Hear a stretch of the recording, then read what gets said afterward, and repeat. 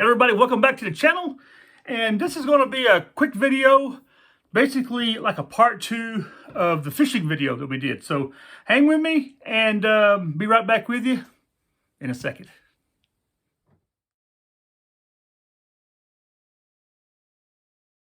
Welcome back again, everybody. So tonight, because it is night, now this is the second time I made this video, so hang with me. First time the sound didn't work anyway. So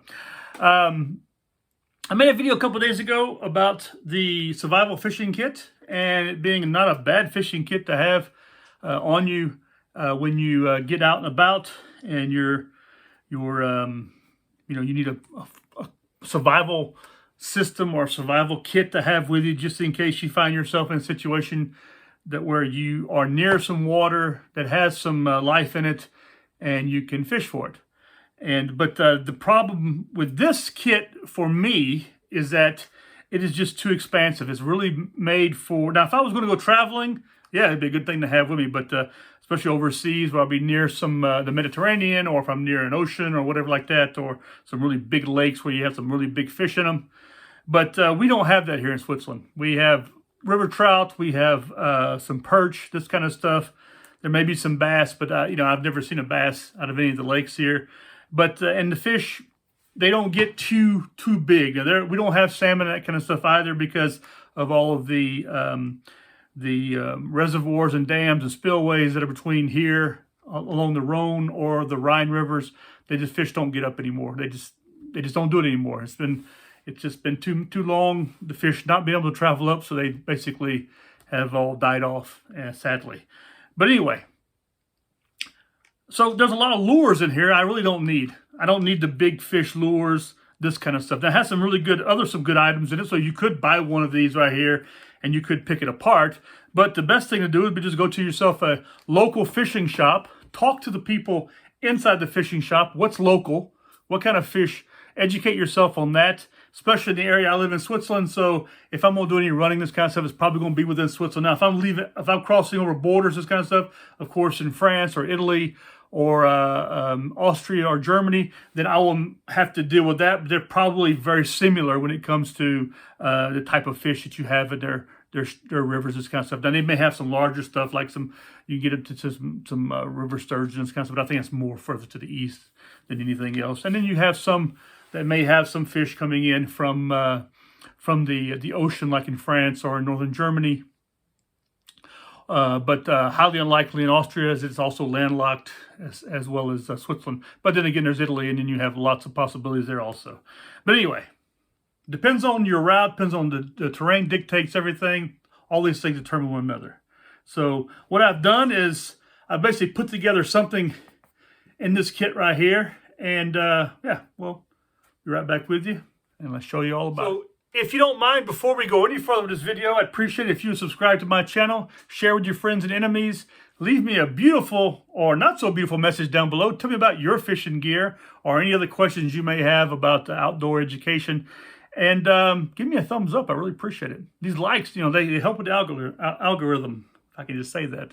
Anyway, so let's get back on with it. So what I've done is I have a big fly fishing kit. I have the vest, the net. I have the poles, this kind of stuff like that, and I do use it. And it's nice to have all that gear together. But in a survival situation, I'm not going to be humping around that huge vest nor that pole. But one thing that's lucky about here in Switzerland is that the rivers are quite small when it comes to a lot of the mountain rivers that you can catch trout in, this kind of stuff, especially if you're hiding out in the mountains or if you're traveling in certain areas. A lot of the rivers are just creeks. We call them creeks where I'm from, but they're actually rivers here.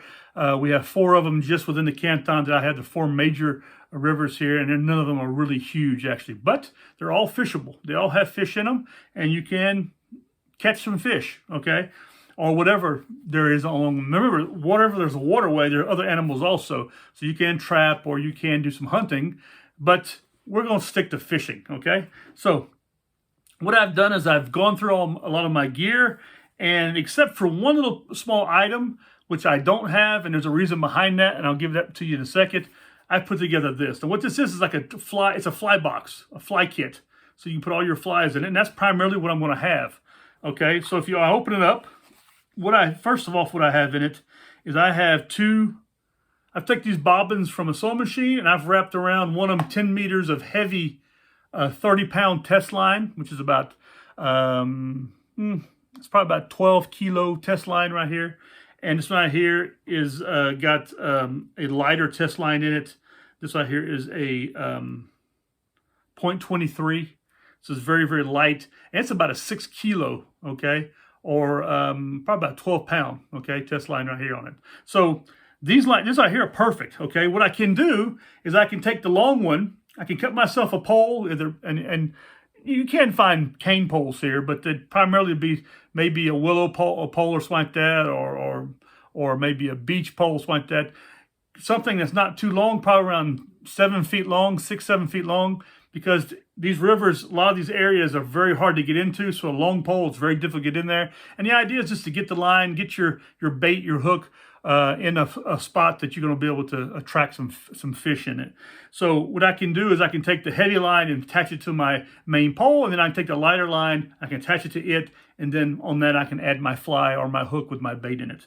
So I have these two that I put together. I put tape around them to hold them in place, and I've also noted what they are. So, but you don't have to note it. The information is primarily up to you, because you're the one going to be using it and carrying. You're not going to be like, handing this off probably. So also within this here, I have some leads, and there are 4 leads in here in these small little packets you can see. And I have these. I can add these along to the end if I have some very, very small bait or something like that. I can add to it. So I can add this also to the end of the heavy line. And then also within here, I have a number of, and you can see them in here, a number of flies. Now these yellow things right here, they are like float markers. So you can, when you put that onto your, especially for fly fishing, you can keep your eye on that. And if it dips down below the water, that gives you an idea that you've hit something. Because in America where I've fished, even the bigger fish, the bigger trout, they don't hit nearly as hard as the fish here do in the mountains. Here in Switzerland, the fish grow about 6 to 7 inches up in the mountains, the trout do. And after a long winter of sitting on the bottom, eating algae, this kind of stuff, those suckers are hungry. So the moment the ice melts and the moment you get some flies or some kind of insects on the surface of water, they hit super hard. You think you've caught a 20-pound bass or something. The way these little small fish, a 6-inch fish hit. They hit very, very hard. I've got some experience with that, and it's very nice. It's very fun fishing them, actually, because they hit hard. Now, they're very small, but you can eat them. There's not a problem with that, because they're usually, they have a different age. They're, by the time they're that size, they're 3 years old, probably. Also in here, I have a number of flies, as you can see inside of here, and I have some nymphs also in there. Now, difference between flies and nymphs. Nymphs are usually insects, or the larvae of flies, or larvae of certain insects that are flying insects that are below the water, that attract fish. And then the flies themselves are going to be, of course, above water, flying around, and then maybe landing or falling or tapping the water and getting struck by, it's very fast. It's very, very fast. There's a lot of action. Anyway, but that's it.